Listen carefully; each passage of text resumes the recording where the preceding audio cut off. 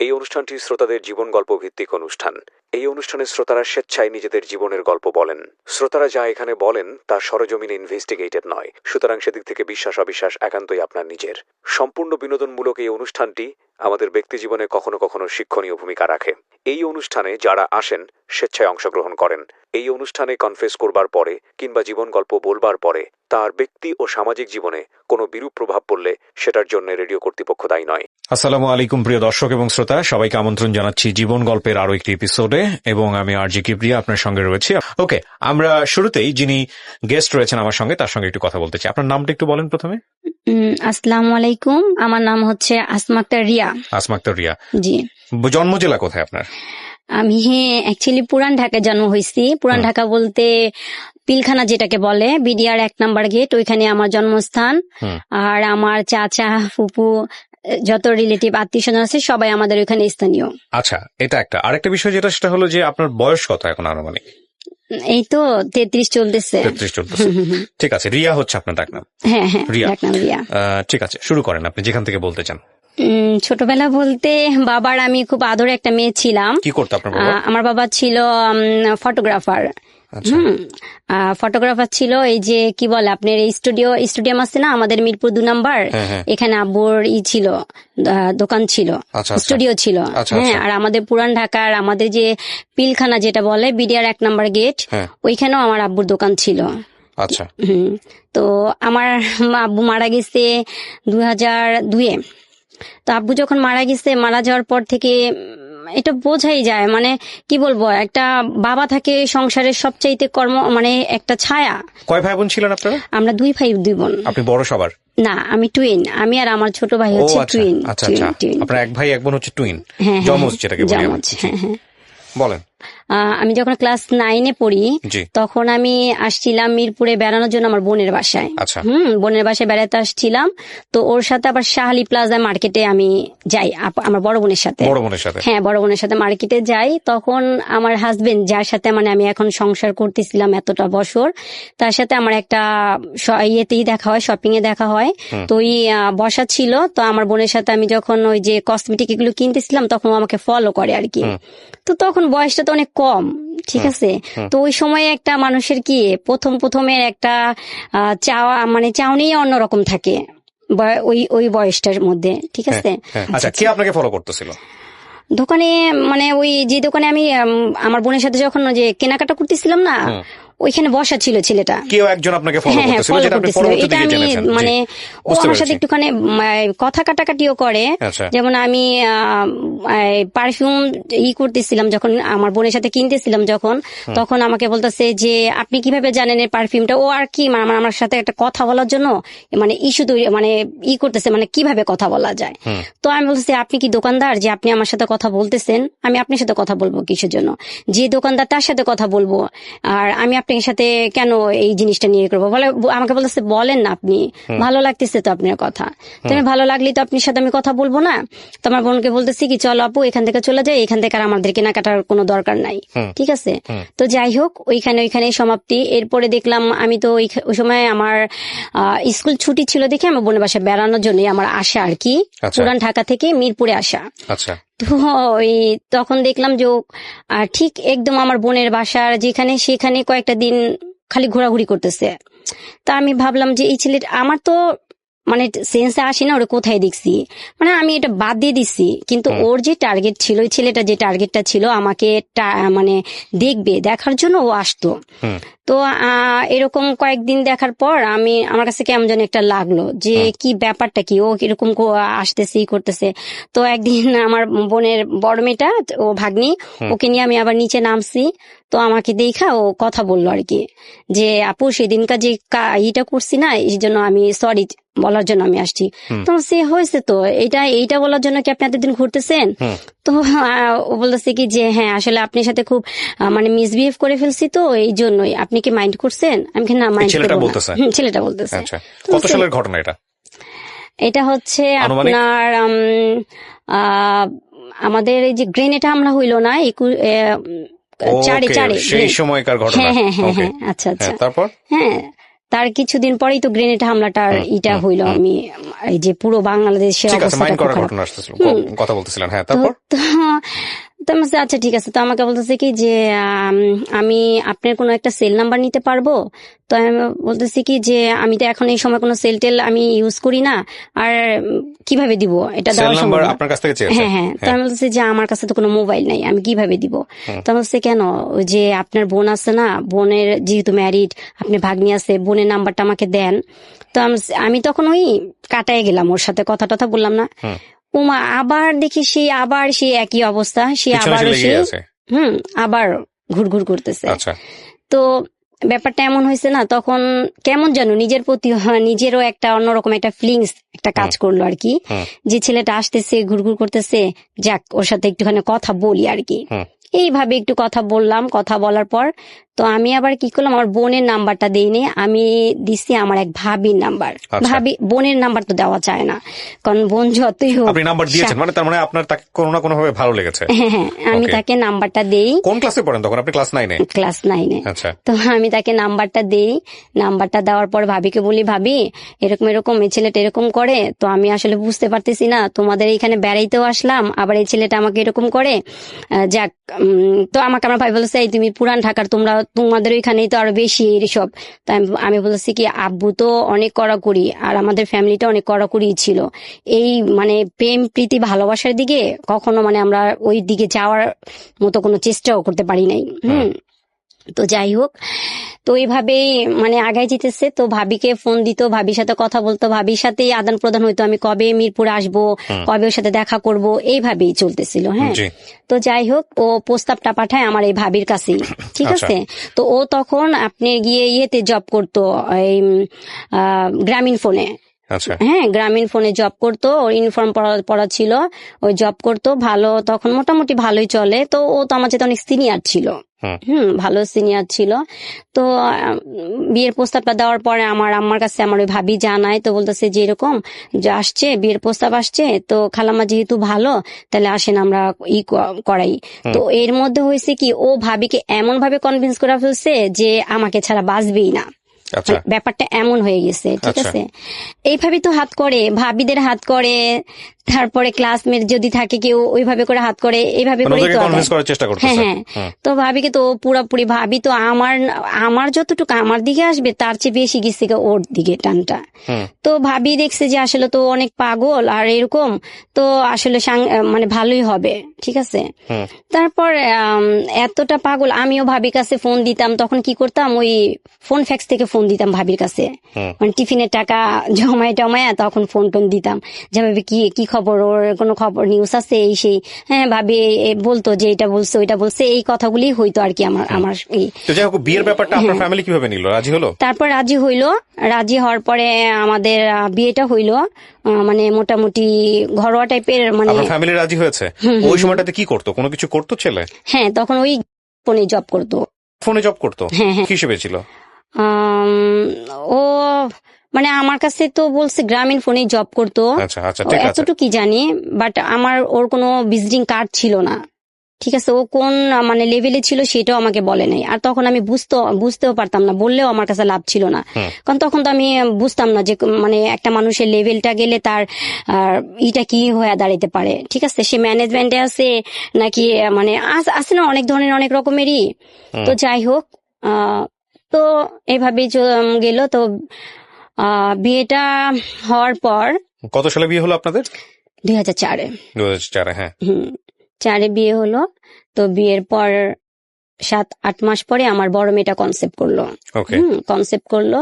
তো তখন তো আমি মানে পড়াশোনা অনেকটা মানে অফ হয়ে গেল, পড়তে পড়তেই অফ হয়ে গেল, ঠিক আছে। তো ও হওয়ার 5 মাস আগে, বড় মেয়েটার 5 মাস আগে আমি যে বাসায় ছিলাম, যে বাড়িতে ছিলাম, ওই বাড়িওয়ালার ছেলে একটা মেয়েকে নিয়ে চলে গেছে, ঠিক আছে। তো আমার বেলকনি থেকে না ওই যে মেয়েটাকে নিয়ে চলে গেছে আমাদের বাড়িওয়ালার ছেলে, ওই মেয়েদের বাড়িটা আমাদের বাড়িটা পাশাপাশি ছিল। তো ওই মেয়ের একটা মানে বেবি ছিল, 7 বছরের ছেলে। তো ও না বেলকনিতে না এভাবে হাত দিয়ে না মানে মলিন হয়ে রাস্তার দিকে তাকায় থাকতো। ওই যে মেয়েটা চলে গেছে আর কি, আপনাদের বাসা থেকে। আমাদের বাসা থেকে না, তাহলে? আমাদের বাসা বাড়িওয়ালা ছেলে যে মেয়েটাকে নিয়ে ভাগায় চলে গেছে। হ্যাঁ, তো ওই আমি আমি আমি শুনছি কি বাড়িওয়ালার মেয়ের কাছ থেকে। হ্যাঁ, মেয়ের কাছ থেকে শুনছি যে আমাকে বলতেছে কি জানিস, আমি যার পাশে ছিলাম ও আবার আমার বান্ধবী ছিল। হ্যাঁ, হ্যাঁ, তো আমাকে বলতেছে জানিস আমার ভাইটা এত একটা খারাপ কাজ করছে না, এই ছেলেটাকে দেখতেছিস? আমি কি হ্যাঁ।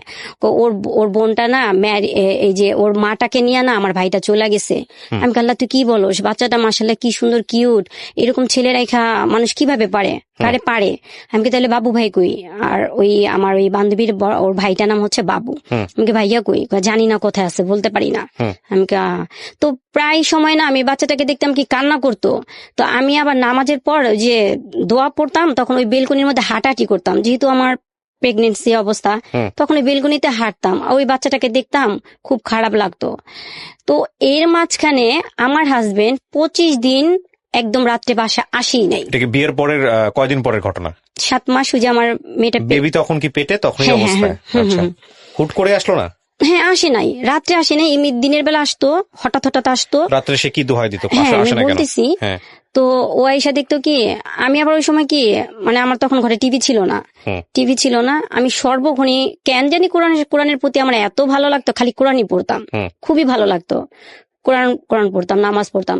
তো ও এসে বলতেছে কি, আমি কাছে তুমি কোথায় গেছো, তুমি বাসায় আসো না, দেখো আমার কি অবস্থা, তুমি যে আসতেছো না, তুমি মানে কোথায় যাও, কি করো, আমার তো কিছু বলতেছো না, আর আমার কাছে তো মোবাইল নাই, আমি তোমার ফোনও দিতে পারি না, তুমি একটা ফোনও দিয়া খবর নাও না।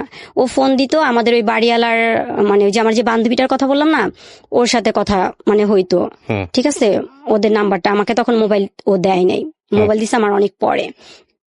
তো যাই হোক, এরপরে ও আমাকে বলতেছে কি, আর শুনো না, তুমি তো নামাজ পড়ো, তোমার ইটা আল্লাহ দোয়া কবুল করবো, আমার ফুপু তো অনেক অবস্থা খারাপ, তাকে ডায়ালিসিস করাইতেছে, আমার না থাকতে হয়, কিন্তু আমি না এইটার মানেটা বুঝি নাই, মানে ডায়ালিসিস কি জিনিসটা কি, হ্যাঁ এটা কি, মানে এটা কোন রোগ? তো ওরা আমি কোশ্চেন করতেছি এটা কি অনেক বড় রোগ? তো বলতেছে কি, আরে পাগল তুমি বুঝো না, এটা এমন একটা রোগ, এই রোগের অনেক সমস্যা হয়, আমার তো থাকতে হয় ওইখানে, রাত জাগতে হয়, কেউ নাই, এই জন্য আমি থাকি। তো আমি তোর কথা ওইভাবে বিলিভ করছি, যে সুন্দর করে এত সুন্দর করে বলতেছেন, মানে অবিশ্বাস করার মতো কিছু না। তো যেহেতু আমি যাই নামাজে বসা, আর আমার সামনে কোরআন, তো আমাকে কোরআনের দোহাইও দিয়ে বলতেছে যে তুমি অনেক সুন্দর কোরআন পড়ো, তো তুমি আল্লাহর কাছে করো, ফরিয়াদ করো, আল্লাহর কাছে দোয়া করো, আমার ফুপু যেন ভালো হয়ে যায়।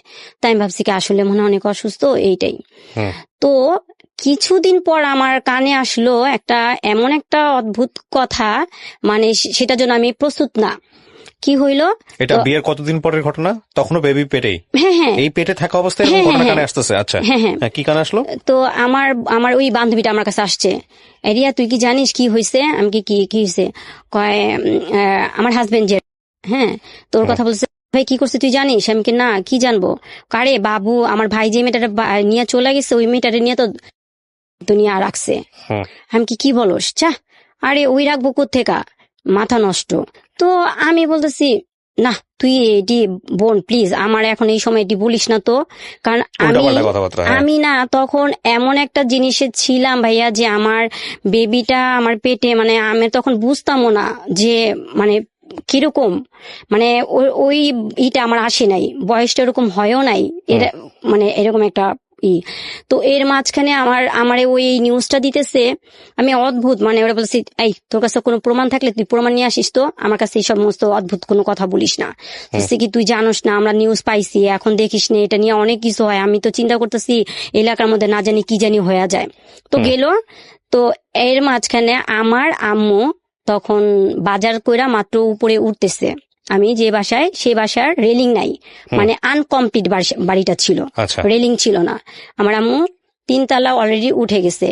তখন কি হয়েছে, ওই যে মেয়েটাকে নিয়ে আমাদের বাড়িওয়ালা ছেলে চলে গেছে যে, তো ঠিক আছে, ওই বাবুকে তো আটকে রাখছে ওর বোন, ঠিক আছে, এখন ওই যে আমার আম্মু বাজার নিয়ে যে উঠতেছে না, তখন কি হয়েছে, ওই মেয়ের মা আর মেয়ের হাজবেন্ড চলে আসছে, সিঙ্গাপুর ছিল মেয়ের হাজবেন্ড, সেও চলে আসছে বাংলাদেশে, তো দুইজনে একসাথে একত্রিত হয়ে উঠতেছে। তো আমার আম্মা উঠতেছে, পরে আমার আম্মাকে জিজ্ঞেস করতেছে, এই দাঁড়ান, আপনি কি রিয়ার আম্মু? তো বলতেছে কি হ্যাঁ আমি রিয়ার মা। আপনার কি হয়? বলতেছে আমার মেয়ের জামাই। আপনার মেয়ের জামাই কোথায় আছে? তো বললো আমার আম্মা বলতেছে, আমার আম্মাও জানে যে আমার ফুপু শাশুড়ি অসুস্থ, সেখানে আমার হাজবেন্ড আছে। তো বলতেছে যে কেন আমার সেটা সে কৈফত আমি আপনি কি দিব কেন, আমার মেয়ে জামাই আছে তার জায়গায় আছে, আপনাকে বলবো কেন? এই মহিলা, আপনি কি জানেন আপনার মেয়ে জামাই কি করছে? তো ওই ওই কি বলে ওই মেয়ের হাজবেন্ড বলতেছে আপনার মেয়ের জামাই কি করছে আপনি জানেন? আপনি কি জানেন আমি কে? তো আমার আম্মা বলতেছে আমি কিভাবে জানবো, আমি কি আপনাদেরকে এর আগে কখনো দেখছি? আর আমাকে পরিচয় না দিলে, আর আপনারা তো একটা জিনিস বেয়াদবি করতেছেন, বলা নাই, জানা নাই, শোনা নাই, আপনারা এরকম ব্যবহার করতেছেন, এটা খারাপ করতেছেন না, আপনি পরিচয় দেন আমাকে। তো ওরা তো অনেক ক্ষিপ্ত, কারণ ওরা সবকিছু যাই না শুনে একদম রেডি হয়ে আসছে। তারপর তো বলতেছে যে এরকম বলতেছে যে আপনার মেয়ের জামাই আমার বউকে নিয়ে ভাগায় নিয়ে চলে গেছে।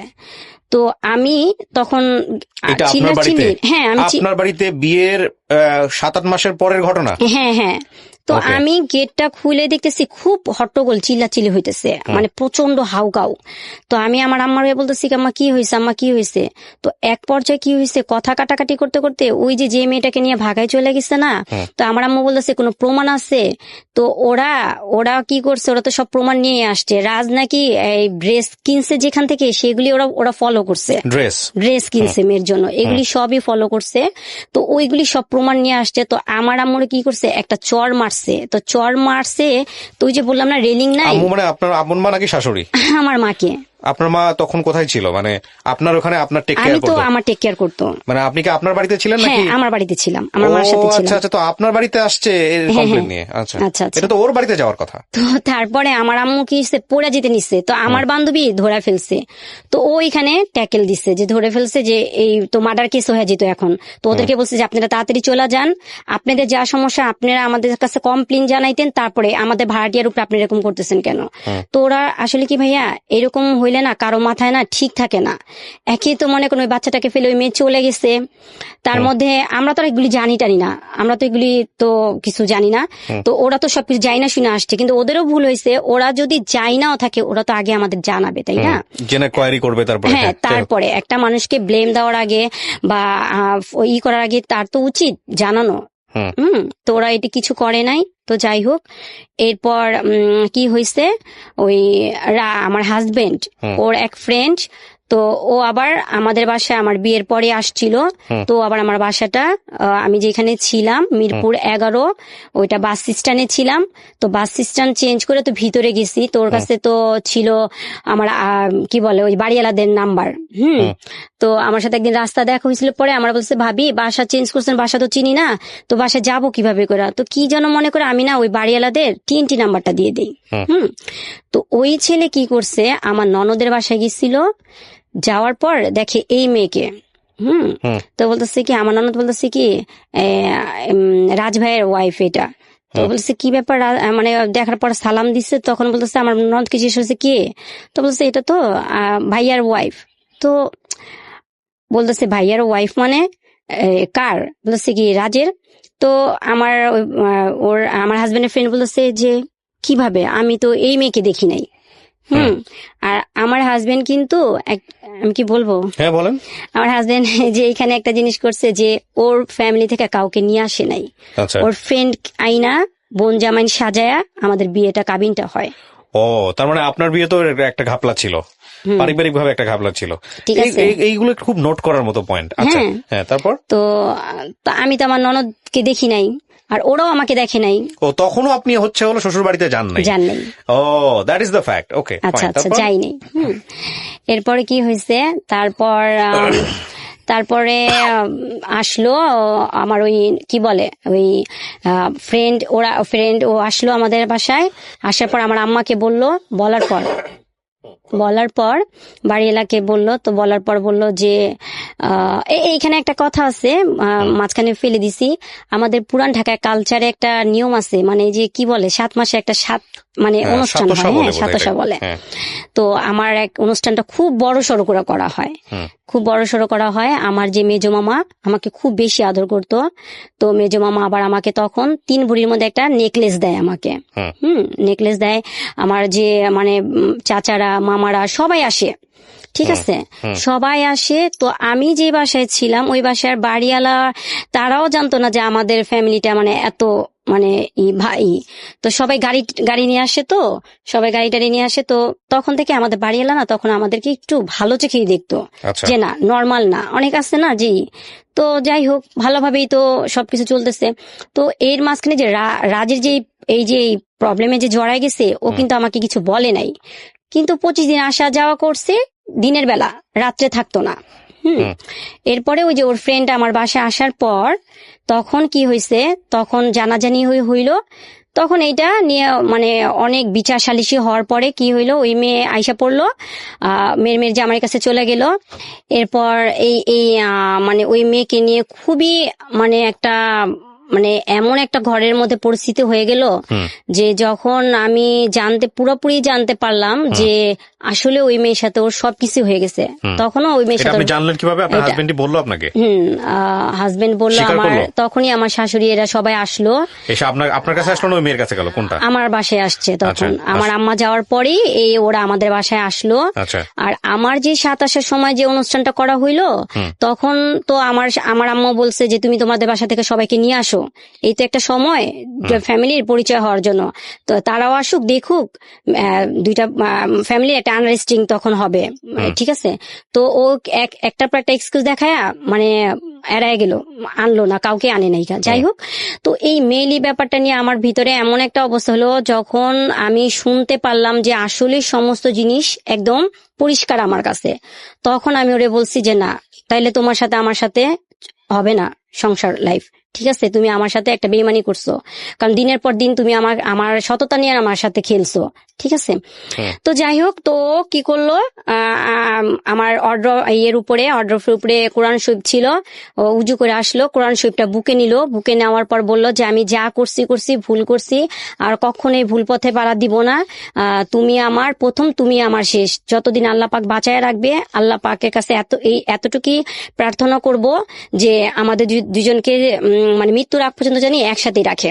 আচ্ছা, এটা আপনার ফার্স্ট বেবি হওয়ার আগের ঘটনা, তখন বেবি হয় নাই? না, বেবি হয় নাই। তো আপনি কি করলেন? ক্ষমা করে দিলেন? হ্যাঁ, তো দুজন আমরা একসাথে কি আল্লাহ মানে শুক্রানা নামাজ পড়লাম, তবার নামাজ পড়লাম, এবং মানে আল্লাহর কাছে কান্নাকাটি করলাম। ওরে আমি শিখাই দিলাম, ও অনেক কিছু পারতো না, ওরে শিখাই দিলাম, দুজনে একসাথে নামাজ শেষ করলাম। ভালো, সব দিক দিয়ে ভালো চলতেছে। বেবিটা হওয়ার পর আমি এরপরে চলে গেছিলাম সিলেট। সিলেট ছিলাম তখন। আমাদের এখানে যে করিমুল্লা মার্কেট, সিলেট মানে কি বলে এটা, বন্দরে, ওইখানে আমাদের একটা মোবাইল দোকান ও করে, ওখানে আমি 3-4 বছর ছিলাম। তারপর ওইখান থেকে ভালো, সব দিক দিয়ে খুব ভালো, এত ভালোভাবে মানে ওইখানে আর কোনো কষ্ট কি জিনিস আমি বুঝি নাই, খুব ভালোভাবে চলতেছে, মানে আলহামদুলিল্লাহ সব দিক দিয়ে ভালোভাবে চলতেছে। তো এর মাঝখানে আমি আবার ঢাকা ব্যাক করলাম। ঢাকা ব্যাক করার পর আমার আম্মু আবার টাকা দিল। তখন আমি কামরাঙ্গীচর ছিলাম, তখন ওকে একটা মোবাইল সার্ভিসিং একটা দোকান করে দিল। দোকান চলতেছে। দোকান করে দিল মানে কি? তো আপনি জানতেন গ্রামীণ ফোনে কাজ করে? আসলে গ্রামীণ ফোনে কোনো কাজ করে না সেই ছেলে। না, বিয়ের পরে আপনি বুঝলেন এগুলো সব ভুয়া ছিল, ঠিক আছে। তো ও ঘুমাই থাকে 1-2টা পর্যন্ত, সবসময় ঘুমাই থাকতো। তো ওর আমি বলতাম যে তুমি এত মানে এরকম অলস কেন, তুমি যাও না, করো না, তাহলে কিভাবে চলবে এরকম। তো আমাদের কি ভাইয়া, যেটা সত্যি কথা, আমার আম্মু আমার অনেক হেল্প করতো, যেহেতু মেয়ে, আর এখন একটা সাংসারিক ভিতরে ঢুকে গেছি, মানে অনেকটাই হেল্প করতো আমার আম্মু, লুকাই অনেক বেশি করতো। তো যাই হোক, মনে করেন এর মাঝখানে ও কি করলো, একটা রাজনীতি বিষয় নিয়ে ওইখানকারই লোকের সাথে লাগাই দিল, ঠিক আছে। কিন্তু এলাকাটা কিন্তু ওইটা আমার জন্মস্থান, ওইখানে কিন্তু আমাকে সবাই চিনে। তো এর মুখে শুনি, ওর মুখে শুনি যে ওর জামাই এরকম করছে, একটা জিনিসগুলি একটা খারাপ না। তখন কি করলাম, আমার আম্মুকে জানাইলাম। জানানোর পর আমি আবার মিরপুর ব্যাক করি, 11তে ব্যাক করি। সেই সময় ওই বাসার ভাড়া মানে আমি যে চলে আসছি, রানিং মানে চলতেছে 12 তারিখ, ওই সময় চলে আসছি। তো ওই সময় তো বাড়িওয়ালা ছাড়বে না, ভাড়া টাড়া দিয়ে চলে আসে পড়লাম এখানে, এসে মানে থাকলাম। আর মানে ভালো মতোই চলতেছে। এর মাঝখানে কি বলে আপনার 2018-তে, এই যে 2018-তে চিকুনগুনিয়া জ্বর হইলো, মানে পুরো দেশ তো অবস্থা অনেক খারাপ, ঠিক আছে। আর আমার হাজবেন্ড একটা প্রবলেম আছে, ওর প্রত্যেকবার মানে বছরে 3-4 করে জ্বর আসে। আর এই জ্বরটা এমনই আসতো একদম 15-16 দিন, মানে কমতো না, 15-16 দিন থাকবেই তার জ্বর, ঠিক আছে, মানে এত খারাপ জ্বর মনে হয় আমি মানে ডাক্তার দেখতাম না, ডাক্তারও বলতো কি এরকম কেন 4-5 এরকম এসে পড়তো জ্বরের মানে তাপমাত্রা এরকম।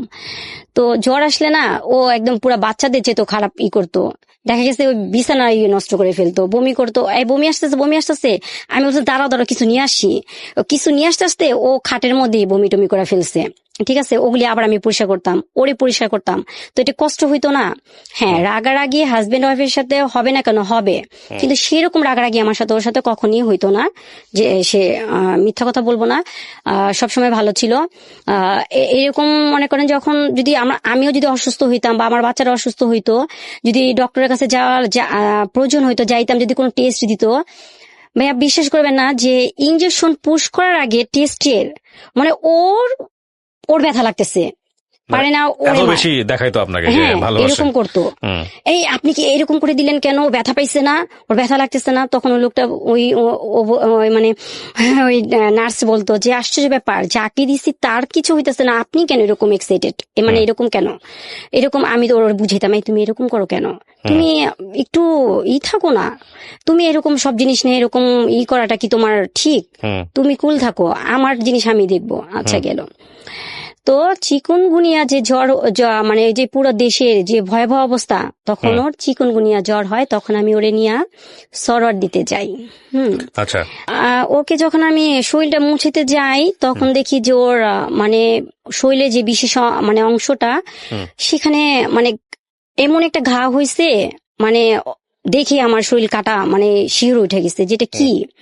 তোর আমি জিজ্ঞেস করলাম যে তোমার এটা হয়েছে, তুমি আমাকে বলবা না? তো ও আমার কি করছে, রাখো সরো, তোমার এখানে পরিষ্কার করতে হবে না। তো আমি তোমার স্ত্রী, আমি কেন করব না, তোমার প্রবলেমটা কি, আমি তো সবকিছু করতেছি। তো যাই হোক, তো সরোয়ার দিতে নিয়ে গেলাম, ডাক্তারটা ওনার কাছে আমি গেলাম। যাওয়ার পরে আমি বলতেছে আপনি কি হন ওনার, আমি বলছি ওয়াইফ। তো বলছে আচ্ছা একটু ওয়েট করেন আমি দেখি।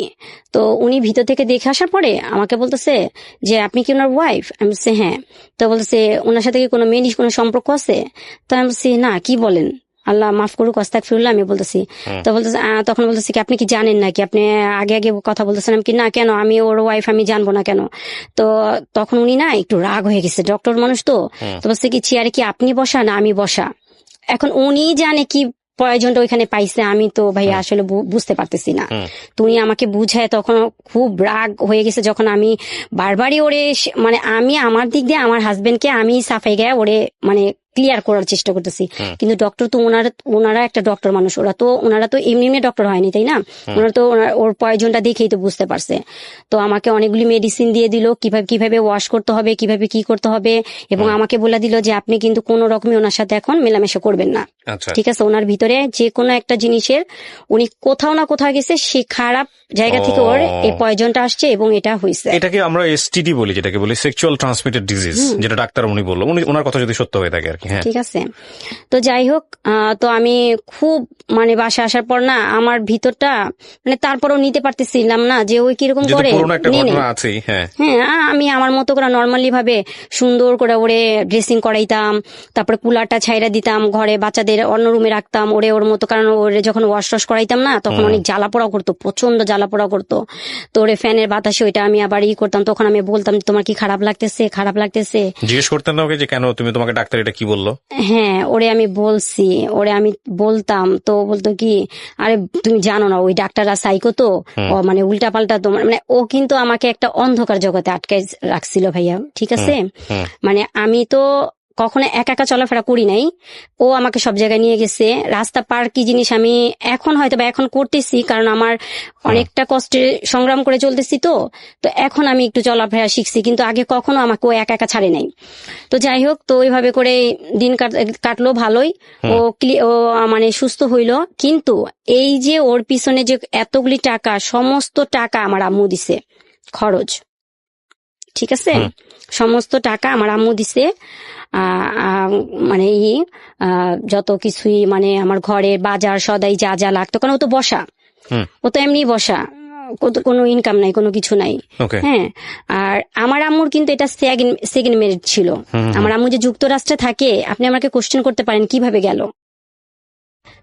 আমার আব্বু মারা যাওয়ার পর আমার আম্মু দেখতে অনেক সুন্দর মাশাল্লাহ। তো তাকে কি আমরা এইভাবে বসে রাখবো? তো আমরা আমাদের সব ভাই বোনের মিলিত ভাবেই কিন্তু আমরা তাকে বিয়েটা করাই দিই। তো ওই আঙ্কেলও মারা গেছে, উনি মারা গেছে 18-তে মারা গেছে, 18 শেষের দিকে মারা গেল। তো যাই হোক, তো আমার হাজবেন্ডকে আমি সুস্থ করলাম। সুস্থ করার পর আমার কি হইলো, আমি একটু সাময়িক ভাবে একটু অসুস্থ হইলাম। কি হয়েছে, আমার সিস্ট হয়েছে। সিস্ট হইলো। এরপরে আমি আমার ছেলেটা পেটে আসলো, 2টা মেয়ের পর পেটে আসলো। তো আমাকে আমার ভাবি, তারপরে আমার অনেকেই কিছু কিছু আমল দিছে ছেলে হওয়ার জন্য। তো আমি একদম সুন্দর সব আমলগুলি আমি করলাম। তো এর মাঝখানে কি হয়েছে, যখন ও 4 মাস, আমার বেবিটা 4 মাস আমার পেটে, হ্যাঁ, তখন হঠাৎ করে দেখি কি আমার হাজবেন্ড 4 দিন বাসায় আসলো না। তো বাসায় আসলো না, আমি তখন ওরা জিজ্ঞেস করতেছি যে আসলো না, ফোনটাও বন্ধ, ফোনও পাইতেছি না, ওর ফোনটাও পাইতেছি না। ফোনটা একবার চালু হইতেছে, আবার বন্ধ হইতেছে, আবার বিজি করে রাখতেছে, আবার ব্ল্যাক লিস্ট করে ফেলতেছে। মানে অদ্ভুত, মানে এগুলি না আমার ব্রেনটার মধ্যে এমন ভাবে মানে এফেক্ট করছে। কারণ আমার বেবিটার সময় না ভাই আমি অনেক সিক ছিলাম, মানে এত পরিমাণে সিক ছিলাম, মানে আমি বুঝাইতে পারবো না ভাইয়া। যে আমাকে ওরে বলছিল যে মানে হ্যাঁ ওনার শরীর অনুযায়ী বেবিটা বড় হয়ে গেছে, তো সাপোর্ট নিতে পারতেছে না, আগে 2টা তো সিজার, ঠিক আছে, তো একটা বেল্ট হয় না ওনাকে দিবেন। তো আমাকে বেল্ট হয় না, দেয়নি। আমি ওর না পেঁচায় পেঁচায় যতটুকু পারছি সেফ রাখার জন্য, যে আমার সেলাই যাতে না ছিঁড়ে যায়, ঠিক আছে। তো এর মাঝখানে ও যে এই কাজটা করছে না, আমার খুবই খারাপ, মানে মেন্টালিটি খুব আঘাত করছে। তো 4 দিন 5 দিন পর আসলো, আসার পর পুরো নর্মালি এখানে আমি আমার ননদের হাজবেন্ডকে জানাইলাম, ওদের সবাইকে জানাইলাম। ওরা বলতেছে থানায় জিডি করবো। কোন হিসাবে জিডি করবো? এটা তো কোনো কিছু আমি পাইতেছি না। আসলে ভাবি কার সাথে গেছে, আমি না ভাইয়া ওর কোনো ফ্রেন্ডের সাথে কথা বলতাম না, হ্যাঁ, ওই পর্যন্ত হাই হ্যালো ব্যাস সালাম দিতাম ওই পর্যন্ত। কিন্তু একটা আছে না, মানে ওর ফ্রেন্ডের সাথে কথা বলবো বা ওই কি করে না করে এইরকম কোনো টার্গেটটা আমার ছিল না। ছিল না। তো আমাকে সবাই জিজ্ঞেস করতেছে কিভাবে কি করা যায়। তো আমার আম্মা বারবার ফোন দিতেছে, মা তুমি তোমার দিকে তাকাও, বাচ্চার দিকে তাকাও, যেহেতু তোমার 2টা মেয়ের পর ছেলে আসতেছে, তুমি তো তোমার আব্বুকে হারাইছো, তো তোমার তো বাবা আসতেছে, তুমি এইখানে খেয়াল করো। তো যাই হোক, তো আসলো, আসার পরে সে নর্মালি ওয়াশরুমে চলে গেছে। 4 দিন পর আসার পর সে ডাইরেক্ট ঘরে ঢুকেই ওয়াশরুমে চলে গেল। তো আমি তখন আর ওর সাথে কোনো কথা বলি নাই, কেন ওর মতো ওরে ছেড়ে দিছি। এরপরে মাঝখানে আমার অবস্থাটা খুবই খারাপ হয়ে গেল। আমি ডক্টরের কাছে গেলাম, আমার ব্লাড টেস্ট আসলো, হিমোগ্লোবিন পয়েন্ট চলে আসছে 7। তো আমাকে বলেছে আপনি কিন্তু ডোনার ঠিক রেখেন, আপনি কিন্তু পজিশনটা কিন্তু খুবই মানে ক্রিটিক্যালি পর্যায়ে চলে আসছে। আর আমার হাজবেন্ডকে বললো আপনি একটু স্ট্রিক্ট একটু সময় দিয়েন, যেহেতু আমার রেগুলার উনি ডক্টর, সবসময় ওনার কাছে আমি দেখাই। তো ওকে বলে দিল যে আপনি কিন্তু ওনাকে কিন্তু ভালো মতো টেক কেয়ার করবেন, ওনাকে কিন্তু কোনো রকম মেন্টালিটি কিছু প্রেশার দেওয়া যাবে না, কারণ ওনার কিন্তু প্রেশার আপ ডাউন করতেছে, এতে কিন্তু বাচ্চার সমস্যা হয়ে যাবে। আচ্ছা গেল। তো এর মাঝখানে ও ঘরে ঢুইকা কথা বলতেছে, কার সাথে কথা বলছে আমি জানি না। তো আমার রুমে থেকে আমি এক রুম থেকে আরেক রুমে আসলাম, ও আমাকে দেখা রীতিমতো এমন একটা বিহেভ করলো, আমাকে বলতেছে কি, মানে আমি বুঝলাম না, তুমি আসলে এরকম অশিক্ষিত মানুষ অশিক্ষিতর মতোই কাজ করে। আমি কি করলাম, আমি তুমি যে ঘরে ঢুকছো তুমি নক করে ঢুকবা না, তুমি এরকম করে ঢুকলা যে। তো আমি বলছি কি ব্যাপার, এটা তো আমার রুম, তো ঢুকলে কি হয়েছে, সব ঘরগুলি আমি গুছাই না, আমি তোমার কাছে আসছি। তো আমার শরীরটা না ভাইয়া খুব খারাপ লাগতো ওই সময়টা, মানে খুবই খারাপ যাইতো, মানে শরীর ব্যথা করতো, মানে কিরকম শুধু ওর তো কি করলো, উইঠাই ওর কানে থেকে হেডফোনটা ছিঁড়া ফেলাই দিল, মোবাইলটারে মানে ছুঁড়া মারলো, খাটের উপরে যা পড়লো। মানে সম্ভবত ও ওই মেয়ের সাথে কথা, যে মেয়েটার সাথে যে সম্পর্কটা মেয়ের সাথে কথা বলতেছিল আর কি, আমি তো তখন জানি নাই, আমি জানছি পরে। তো তখন ওরে আমি বলছি দেখো তুমি আমার সাথে তো এই ব্যবহার করা ঠিক না, এই সময় তোমার কিছু একটা হয়েছে বলো না আমারে, কি হয়েছে বলো, আমি তোমার কোনো দিক দিয়ে বিরক্ত করছি, করলে আমারে মাফ করে দিও, তুমি ইম্পর্টেন্ট কথা বলতেছিলা তাইলে আমাকে তুমি বলতা, তাহলে আমি আসতাম না। তো আমি আর বলতে পারি নাই যে আমার একটু তোমার কাছে না থাকতে ইচ্ছা করতেছিল, এই জন্যই আসছি, কিন্তু সেটা আমি বলি নাই। আমি আমার মতো করে আমি আমার বেডরুমে চলে খুব কান্না করছি। তো এর মাঝখানে 2-3 দিন পরে সেই লোক আবারও 4 দিন আসলো না। 4 দিন আসে নাই। তো যখন আসছে আমি এর মাঝখানে আমার শরীরটা খুব খারাপ হয়ে গেল, ডাক্তারের কাছে আবার আমার বড় বোন আমাকে চেক আপে নিয়ে গেলো, আমার ননদ চেক আপে নিয়ে গেল, খুবই অবস্থা খারাপ, ওর ফোন বন্ধ। তো আসছে ওর সাথে ওকে আমার ননদ এরা সবাই খুব বললো যে বকাঝকা করলো যে কি ব্যাপার আপনি ভাবির এই অবস্থা রেখে আপনি যে চলে যান, মানে কোথায় যান, ও ব্যাপারটা কোনো কিছু নেয় নাই। তো আমার আবার খুব রাগ লাগতেছে, ও আসুক ওর সাথে আমি কথা বলবো, এটা ওর ভাই বোন ওকে যা বলছে, কিন্তু আমি ওর সাথে ক্লিয়ার কথা বলবো প্রবলেমটা ওর কোথায় যা দাঁড়াইছে। তোরে কথা বলার পর ও কি করলো, এক পর্যায়ে আমাকে খুব জোরে একটা ধাক্কা দিল, ঠিক আছে। তো ধাক্কাটা আমি যাই আমার কি বলে যে স্টিল আলমারির ওইখানে যায়, মানে পুরা শরীরে প্রেশারটা যায় না ভাইয়া, মানে এইভাবে আমি ধাক্কাটা খাইছি, ঠিক আছে, ঝ্যাঁ পড়ছি। তো ওইখান থেকে পড়ার পরে ছিল আমার এই যে ড্রেসিং টেবিলটা, ওইখান থেকে আবার ব্যাক করে ড্রেসিং টেবিলে এসে পড়ছি, ঠিক আছে। তো কত জোরে আমাকে ধাক্কা দিছে। তো ধাক্কা দেওয়ার পর ও আইসা বলতেছে কি বোঝো না যে আমি কি বলতে চাই, তুমি কেন আমাকে ডিস্টার্ব করো। তো আমি বলছি যে তুমি কি, মানে সেদিন খুব কথা কাটাকাটি হয়, এক পর্যায়ে 2 পর্যায়ে মনে করেন এমন অবস্থা হয়, তখন আমার প্রচন্ড মানে পেইন শুরু হয়ে যায়। তো আমাকে হসপিটালে নিয়ে যায়। এটা আমার থার্ড বেবি। Third baby. তো ডক্টরের কাছে যাই, যাওয়ার পরে দেখেই তো ডক্টর হতভম্ব, কারণ এখনো সময় আমার হয়নি, অনেক সময়ের বাকি। ওনারা আমাকে বলতেছে যে আমরা কিভাবে করাবো, এখন তো সময় হয়নি এই বাচ্চা তো আমরা টিকাইতে পারবো না। তো আমি বলতেছি যে আপনি কি কোথাও ব্যথা পাইছেন। উনি আমাকে বলতেছে যে আপনি এরকম সমস্যা হইতেছে, ব্লিডিং হইতেছে, অলরেডি আমার ব্লিডিং শুরু হয়ে গেছে, হ্যাঁ পানি টানি ভাঙতেছে, ব্লিডিং শুরু হয়ে গেছে। তো আমি বলতেছি, আমি তখন হাইড করতেছি, ডাক্তারের কাছে তো আর কিছু বলা যায় না, ঠিক আছে। তো ডাক্তার ওরে বললো যে আপনি খুব তাড়াতাড়ি 4 ব্যাগ ডোনার রেডি করেন, হ্যাঁ ওনার অবস্থা অনেক খারাপ, খুব তাড়াতাড়ি ডেলিভারি করাইতে হবে, এবং বাচ্চা খুব তাড়াতাড়ি ওরে ও যে ইয়েতে রাখতে হবে, কাচের রুমে রাখতে হবে, ঠিক আছে। তো এগুলি বললো। তো আমাকে সেদিন রাত্রে অবজারে রাখলো, যেহেতু আমার বাচ্চাটা 33 উইক, হ্যাঁ আনপ্রিপেয়ার বাচ্চা, ফুসফুসের কার্যকারিতাটা কিন্তু তখন হয় নাই। তো ওরে বলে দিল যে আপনি সকালের দিকে চলে এসে পড়বেন আমার এই হসপিটালে, ইসলামিয়াতে আমার এই হসপিটালে কিন্তু বাচ্চার এটার ব্যবস্থা নাই, আপনি অন্য কোথাও নিয়ে যেতে পারবেন, জাস্ট আমরা ডেলিভারির পরে বাচ্চাটা আমরা আপনার হাতে দিতে পারবো, এছাড়া আর কিছু করতে পারবো না, আর আপনি সকালবেলা চলে এসে পড়বেন। এটা আমার ডক্টর যে আমাকে দেখতো সে ওরে বলে দিছে। সেই মানুষ সারা রাত তার মোবাইল এঙ্গেজ, এখানে আমার মানে যতটা সময় চলে যেতেছে অতটা সময় আমার খুব মানে খারাপ পর্যায়ে চলে যেতেছে। যাই হোক, বেবিটা লাস্ট ফিনিশিং এ বাঁচাতে পারি নাই, মারা গেছে বেবিটা। মানে ওর এই আচরণের কারণে মানে খুবই দুঃখজনক। ওরে ডাক্তার বলছে 8:30টার দিকে আসতে, ও আসছে 2:30টার দিকে আসছে, তখন আমার অবস্থা খুবই খারাপ। কত সালের ঘটনা এটা? এটা 2019 সালে, এই 2 বছর আগের। হ্যাঁ খুবই অবস্থা খারাপ, মানে আমি নিতে পারতেছি না, অক্সিজেন চলতেছে কিন্তু আমার মানে টেম্পারেচার কমে যেতেছে।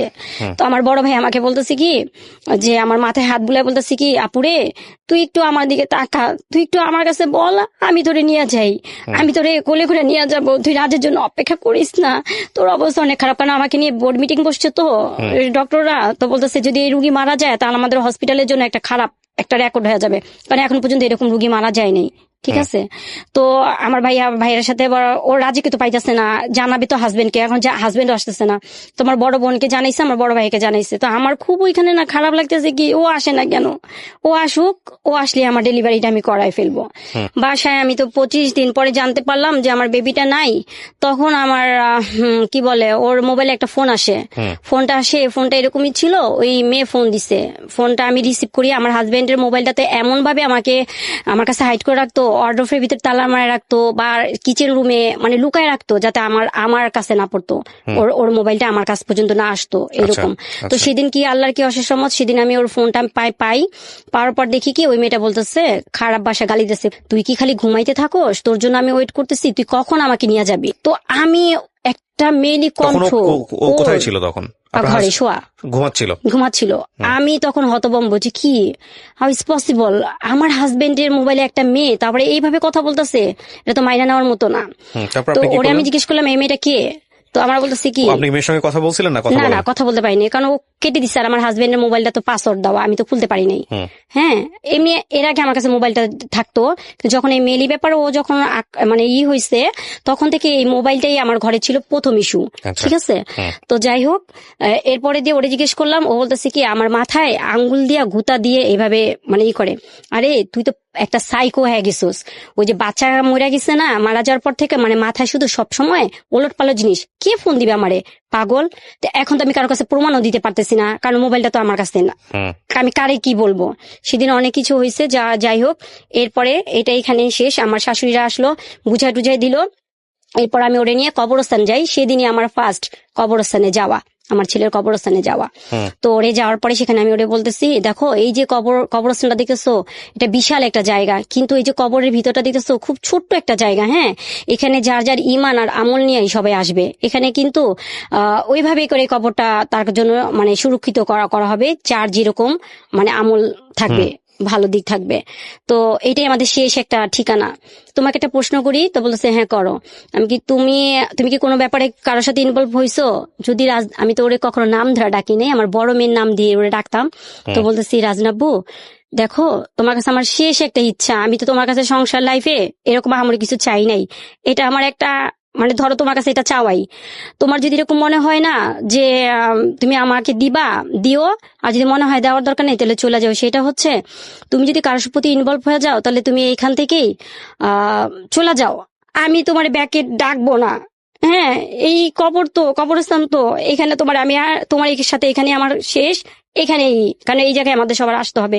ও কি করছে ভাইয়া, আমার আমার আমার শ্বশুর মারা গেছে, তার 10 দিন পরে তো আমার ছেলেটা মারা গেছে। এখানে কিন্তু আমার শ্বশুরও মারা গেছে। আমার ছেলেটা যে মারা গেল না, তার 10 দিন আগে আমার ছেলেটা, আমার শ্বশুর মারা যাওয়ার 10 দিন পর আমার ছেলেটা মারা গেছে। তো দুইটা কবরের মধ্যে এইভাবে হাত রাখলো, হাত রেখা বলতেছি, দেখো এখানে আমার ছেলে, এখানে আমার বাবা, বিশ্বাস করো তুমি ছাড়া আমার লাইফে কোনো মেয়ে আসে নাই। আর এই আমি দুইটা কবরের মধ্যে হাত রেখা বলতেছি, এই কসম খাইতেছি, তুমি আমার বাচ্চাদের কাছ থেকে আমার দূরে সরাই দিও না, আমাকে তুমি দূরে করো না, আমাকে তুমি আর একটা সুযোগ দাও, আমার যা হয়েছে আমি ওইটা শেষ করে দিচ্ছি। হ্যাঁ, তো আমি ওরে বিশ্বাস করলাম, বিশ্বাস করার পরে ওরে আবার সে আগের মতো ঘরে জায়গা দিলাম। কিন্তু এরপর থেকে শুরু হইতে থাকে মানসিক নির্যাতন, শারীরিক নির্যাতন, মানে মেন্টালিটি এইগুলি কি আমি দেখতেছি। মেয়ে অনবরত ওকে ফোন দিতেছে, ও ফোনে কথা বলতেছে, আবার আমি ওকে জিজ্ঞেস করে বলতেছে যে না তুমি কি দেখো, এটা তুমি ভুল দেখতেছো। কিন্তু ওই যে প্রবলেমটা আমাদের কোথায় তা জানেন ভাইয়া। তারপরে কিছুদিন পরে দেখলাম ওর মানি ব্যাগে একটা লাভ লেটার, ঠিক আছে, ওইটা নিয়ে একটা শুরু হইলো দ্বন্দ্ব। এটা কি, তো বলতেছে এটা কি, আমি জানি না তো এটা কি, তারিখ ডেট সব দেওয়া, মানে কিভাবে লিখছে, মানে একটা ইয়াং জেনারেশনের ছেলে মেয়ে যা লেখে আর কি, সেভাবে ওয়ার্ডগুলি ওখানে লেখা করা। তো আমি ওরে বলতেছি, মানে দিনের পর দিন যেতেছে, ওরে বোঝার চেষ্টা করতেছি, দেখো তোমার 2টা মেয়ে আছে, হ্যাঁ, তুমি বাচ্চাগুলির দিকে তাকাও, তুমি ব্যাকে আসো, হইছে ভুল হইতে পারে, মানুষ মাত্রই ভুল, তুমি ব্যাকে আসো, তুমি অন্তত বাচ্চাগুলির দিকে তাকাও, তুমি ওদের দিকে তাকায় তুমি দেখো, ওদের লাইফের কথা চিন্তা করো, তুমি এটা ফালায় দাও, ঠিক আছে। ওরে আমি কোনো রকমই এখানে ব্যাক করাইতে পারলাম না। ও রীতিমতো মনে করেন একটার পর একটা মানে এই মন চাইতেছে, ও আসতেছে না, মোবাইল অফ করে রাখতেছে, আবার আসতেছে, মানে প্রতিনিয়ত আমাকে মেন্টালি টর্চারিং, ঠিক আছে, যেটা আমি কারো কাছে প্রমাণ দেওয়ার জন্য একটা প্রমাণ যে রাখবো সেটা করতে পারতেছি না। তবে ও যে বাসায় আসে না, এইটা মানে সবাই এটা উপলব্ধি করতে পারতেছে। তো এর মাঝখানে আরেকটা জিনিস হয়েছে যে আমার বড় ভাইয়া আছে না, বড় ভাইয়া ওরে দরজা ভিড়ায়া 2টা পা প্যাচে, আমার বড় ভাইয়া বলতেছে, ভাইয়া আমি তো আপনার ওয়াইফের বড় ভাই, হ্যাঁ, যদিও আমি আপনার বয়সে ছোট, কিন্তু সম্পর্ক দিক দিয়ে কিন্তু আমি আপনার সম্বন্ধী। তো ভাইরে একটা কথা বলি ভাইয়া, আমার বোন যদি কোনো ভুল করা থাকে, তাইলে তারপরও একটা কথা বলি, এই ভুলের জন্য ওরে আপনি এরকম শাস্তি দিন না। হইতেই পারে ভুল আমার বোন করতে পারে আপনার সাথে, কিন্তু আপনি কি করতেছেন আমাকে একটু বলেন, আপনি কি কোনো মেয়েলি ব্যাপারে আটকায় গেছেন? যদি আটকায় যান, তাহলে ভাইয়া আপনি আমার কাছে বলেন, আমার আম্মাকে দিয়ে আমি সমস্ত জিনিস আমি মানে করব। অনেক সময় হয় না ভাইয়া যে ওই মেয়ের সাথে ওর সাথে অনেক রকম সম্পর্ক হয়ে গেছে, ওই মেয়ে টাকার দাবি করতেছে, টাকা হইলে মিউচুয়াল হইলে সরায় ফেলায়, এরকম হয় না। তো আমার বড় ভাই পাটা পেঁচায় ধরা কাঁদছে আর বলছে, তখন আমার বলতেছে, হ্যাঁ মেয়ে তো আমার নামে মামলা করছে, আপনাদের 2 ভাইয়ের নামে মামলা করছে। তখন আমার ভাই বলছে মামলা করছে মানে, হ্যাঁ আমাদের নামে মামলা করছে, এখন 4 লাখ টাকা লাগবে। পয়েন্টটা কোন জায়গায় গেছে, ও 4 লাখ টাকা লাগবে, 4 লাখ টাকা দিলে ওই মেয়ের সাথে ওর সাথে কাটছিট হয়ে যাবে, ঠিক আছে। তো আমার ভাই বলতেছে এটা আবার কেমন কথা বলেন, তাহলে মামলা করলে তাহলে মামলার কাগজ দেখান আমাদের, মামলা করছে। আরে মামলা কাগজ কি আমাকে দেখাবে, ওই মেয়ে তো করছে, ঠিক আছে। এই কি করলো, এই জিনিস দিয়ে ঘরের মধ্যে একটা হট্টগোল পাকায় রাখলো, ঠিক আছে। ও এর মাঝখানে দিব্যি আরামে ঘুরতেছে, করতেছে। আমার 2টা ভাই মনে করেন মানে পালায় পালায় রয়েছে, যে কোনো সময় আমার বাসায় পুলিশ পাঠাতে পারে। ও খালি ফোন দেয় আমাকে, বলে কি তুমি কিন্তু ভাইয়াদের দূরে সরাই দিও, ভাইয়াদের কিন্তু বাসা আসতে দিও না, আসলে কিন্তু ওই মেয়ে কিন্তু অ্যারেস্ট করাই দিবে। আমি তো ওই কথাই ভয় পাইছি। আসলে তো আমি জানি না যে আসলে ওই মেয়ে কেন আমার জন্য মামলা করবে, ওই মেয়ের কি এমন আছে, ওই মেয়ে তো এখানে মামলা করার কোনো কিছু নাই, তাই না। তো যাই হোক এইভাবে গেল। তো গত রোজায়, এই তো রোজা আসতেছে, গত রোজায় আমার বাসা বাড়িওয়ালা যে ওনার সাথে আমরা বসার পরে রাজে কি আমার হাজবেন্ড ও কি করলো, থানা থেকে একটা জিটি কপি আনলো ওই মেয়ের নামে, হ্যাঁ, যে দেখো আমি ওই মেয়ের সাথে আমার সাথে কোনো সম্পর্ক নাই, এই যে আমি জিটি কপি তোমাকে দেখাইতাছি, আনছি, আমি তোমার সাথে সংসার করতে চাই, আর তুমি এটি বাদ দাও। হ্যাঁ, তো ঠিক আছে, ভালো কথা। আমাদের ঘরোয়া ভাবে সবাই মিলা বৈশা টুইসা সুন্দর করে ওর হাতে আবার আমাকে বুঝাই দিল, আমার ভাইটাই সবাই বুঝাই দিল। তো আমি আমার শাশুড়ি বাসায় গেলাম। সেখানে যাওয়ার পর ভাইয়া দেখি রাত্রে মেয়ে ফোন দিছে ওরে, যে তুমি কি ঘরে ঢুকেই কি আমাকে ভুলা যাও। তারপর তখন আমার শাশুড়িকে যে আমি আবার কান্না করতেছি, আম্মা দেখেন আপনি তো আমাকে বুঝা নিয়ে আসছেন, দেখেন আপনি ছেলেকে আবার দিছে, এই যে দেখেন মেসেজ দিছে, আমি মেসেজ দেখছি। তো যা বলতেছি কি মা, ওর আসলে কি মাথাটা নষ্ট হয়ে যেতেছে গা, ও আসলে বাচ্চার শোকে না, ও আমারে পাগল বানায় ফেলতেছে, ঠিক আছে। কিন্তু আমি পাগল না, আমাকে পাগল বানাই দিতেছে ও, ঠিক আছে। তো যাই হোক, ওইখানে এরকম করতে করতে আমি 15 দিন কোন রকম কাটাইলাম ওর সাথে। ওইখানে কাটানোর পর আমি বাসা চেঞ্জ করি, হ্যাঁ, বাসা চেঞ্জ করি। আমি যে বাসায় ছিলাম ওই বাসাটা চেঞ্জ করে আমি আরেকটা বাসায় আমি যাই। আম্মা টাকা দিল, বাসায় যাওয়ার পর ওই বাসায় গিয়ে যাওয়ার পরে ভাইয়া আমার বড় মেয়েটাকে আর আমাকে, মনে করেন আমার বড় মেয়েটা তো বাবার এই জিনিসটা দেখছে, হাত ভরা মেহেদি, ঠিক আছে। ও বাবার হাত ভরা মেহেদি, একদম হাত ভরা মেহেদি। তো আমি আমার মেয়েকে বলেছি, দেখো রাজদিন তোমার বাবা কি করছে, হাতে ভরা মেহেদি, ওর মেয়ের নাম নিয়ে আসছে। তো আমার মেয়ে বলেছে কি আব্বু তুমি কি এখন কি মানে একটু কি হবা, তুমি এগুলি কি করতেছো আব্বু, তুমি কি একটাবার আমাদের দিকে তাকাও না। তো ওই এক কথা দুই কথা কি করছে ভাইয়া, ওই যে কারেন্টের ব্যাট গুলো থাকে না, ওই ব্যাট গুলো আমার মেয়েটাকে এমন ভাবে পিটাইছে, ওরে ধরতে যে আমি মারি খাইতেছি, ও মারি খাইতেছে, মানে আমরা মা মেয়ে, মানে কারে থেকে কারে বাঁচাবো আমরা নিজেরা জানি না। ওর বাবা একটা হিংস্র প্রাণীর মতো হয়ে গেছে।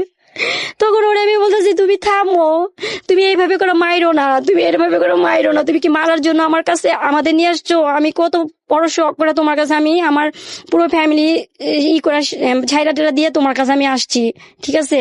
ও এখানে একটা শর্ত রাখছে, আমি কারোর সাথে মানে যোগাযোগ করতে পারবো না, মানে আমার ফ্যামিলি যেখানে আমার মা আমাকে এতটা হেল্প করে। তো ও মানে এই পয়েন্টটা খাটাইছে যে আমাকে ওই বাসায় নিয়ে যায়, আমার উপরে এই টর্চারিংটা করবে, ঠিক আছে। এখানে তো কেউ দেখবে না। ও অনেক মারছে, মারার এক পর্যায়ে আমি বেহুশ হয়ে যাই, মানে এতটা মানে রক্তাক্ত করে, আমার গলার মধ্যে চিবি দেয়। চিবি দেওয়ার পরে তো অটোমেটিক মানে দম আটকায় গেলে তো মানুষের শরীরে অন্যরকম হয়ে যায়, ঠিক আছে।